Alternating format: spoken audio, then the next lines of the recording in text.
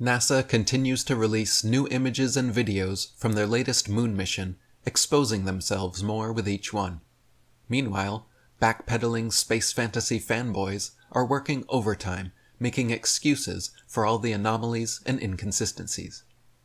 Let's start with a quick slideshow of some of the new Earth and Moon images being given to the public, claimed to be real, handheld photographs taken by astronauts through windows in a rocket flying at speeds between 3,000 and 22,000 miles per hour.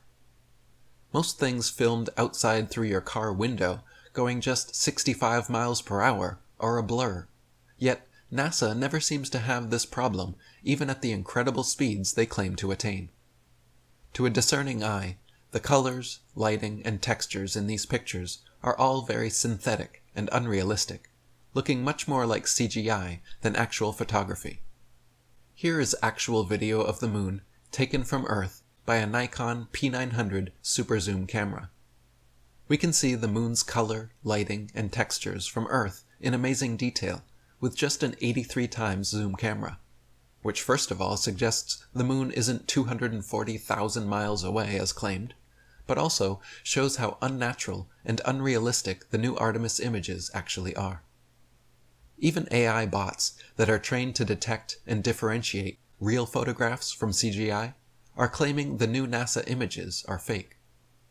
In 2026, with the level of realism that CGI, AI, and deepfake technologies have achieved, to see these images and not be at least a little suspicious if they could possibly be fake is frankly disingenuous and gullible beyond belief. Let's look at this image called A Setting Earth. Notice how clear the craters, shadows, and subtle textures appear. It looks like the camera is only a few dozen, or at most a few hundred miles away from the moon's surface, being generous. NASA claims, however, that at its nearest, Artemis II was never any closer than 4,000 miles away from the moon. Now let's compare that with the following Apollo 11 image from 1969, where the astronauts were supposedly only 60 miles away from the lunar surface. Look at the difference in detail between 60 miles away and 4,000 miles away. Why does everything look far more textured and detailed from 4,000 miles away than it does from 60? Could it be because photo fakery has come a long way since the 60s, and it actually has nothing to do with their supposed distance from the moon? Notice how much more detailed the lighting, shadows, textures, and contrast are on the Artemis moon images. Also, as a quick aside, if all of these moon craters were supposedly created by meteor impacts hitting the surface, how is it even remotely possible that every single meteor arrives at a straight 90 degrees above the surface's zenith? Every crater is a perfect circle. None of them are oblong or elongated as they would have to be if meteors were actually striking from all angles. Now let's look at this image called A Distant Crescent of Home.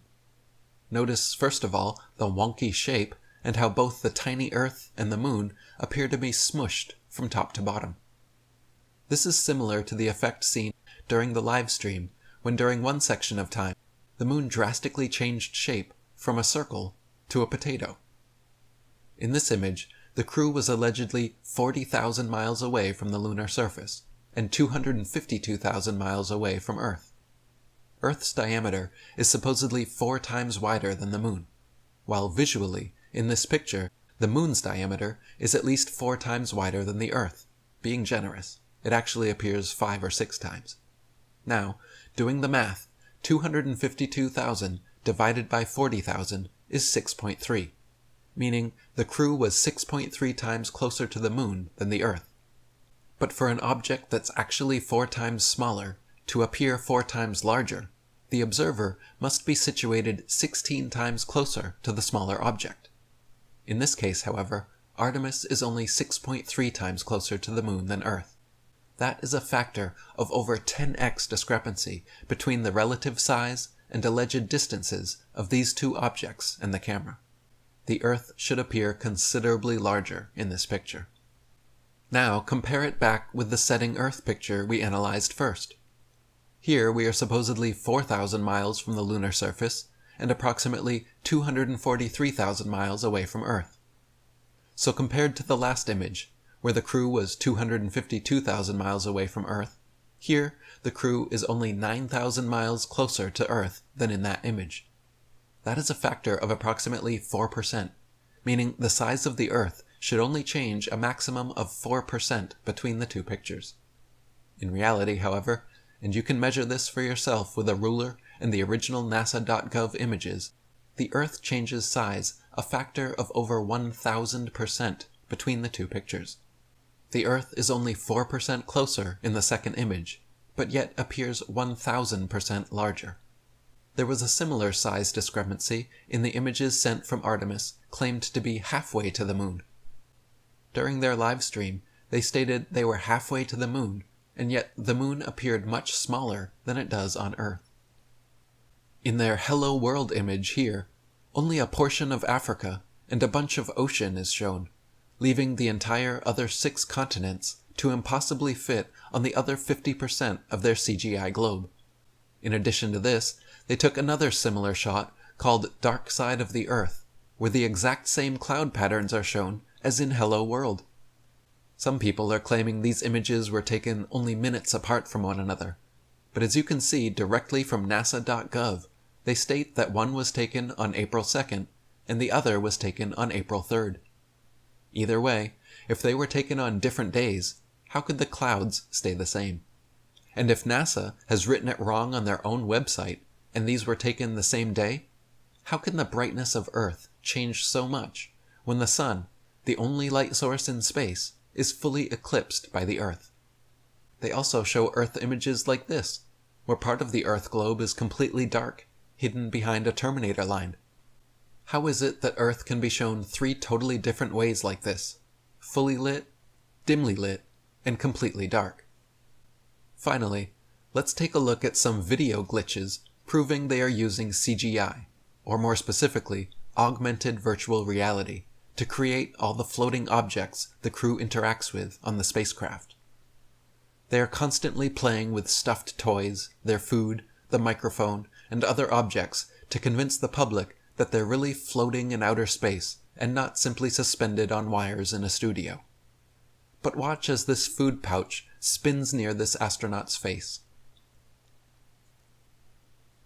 You can see as the edge grazes his forehead, it glitches out and goes right through, rather than realistically touching his face.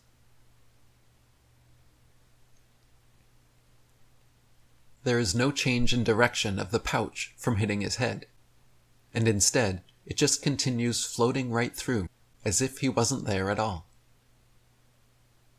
Now pay attention to the red spot on the white pouch.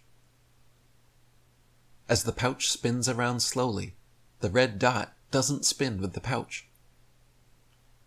For several frames, you can see the red dot stay in exactly the same shape and space, not realistically moving and turning with the rest of the bag.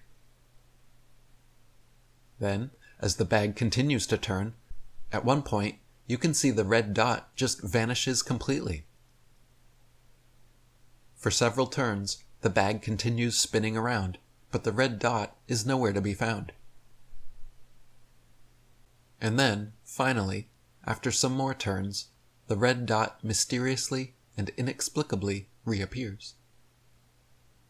This is because these are digital and not physical objects which they are interacting with, using a technology called augmented virtual reality. By wearing special VR contact lenses, you are able to see a digital overlay of pre-rendered interactable 3D objects within your physical 3D space. The objects do not exist in physical space, but are seen and interactable live in real time through the use of this technology. Remember, NASA takes over $70 million per day of American taxpayer money. A big-budget Hollywood movie like Gravity, starring Sandra Bullock, was filmed 100% on Earth, using nothing but wires, green screens, and CGI. That movie cost $100 million to make. That's NASA's budget for a day and a half. Imagine what kind of movie can be made with NASA's yearly budget of $24 billion. In fact, you don't have to imagine, because this entire Artemis II charade and everything else from NASA is exactly that. A big-budget Hollywood production made with the express purpose of disseminating this propaganda into the minds of the masses. The loyal NASA fanboy sycophants will try to make excuses and brush these impossible anomalies and wild discrepancies under the rug. But the more discerning amongst us are waking up, and I'm seeing this Artemis mission backfire as many more people are finally seeing through the lies.